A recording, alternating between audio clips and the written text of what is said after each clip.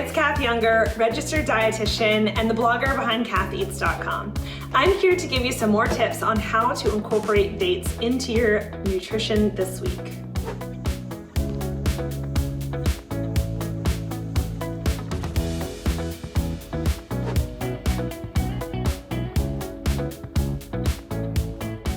Today's recipe is a super quick and easy breakfast or snack.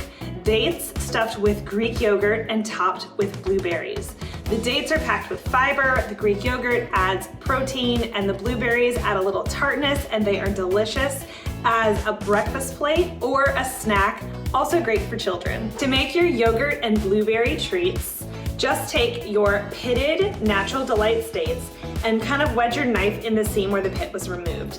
Then take your spoon and dollop a little bit of Greek yogurt in the middle, and then just stick 3 little blueberries on each side. Find the seam with your knife and gently split the date open. That's where you'll put the yogurt. Take some Greek yogurt on a spoon and stuff it into the date, covering the whole middle. Then top with blueberries.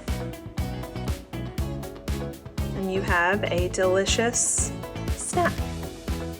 You have yourself a little snack that is delicious and tasty.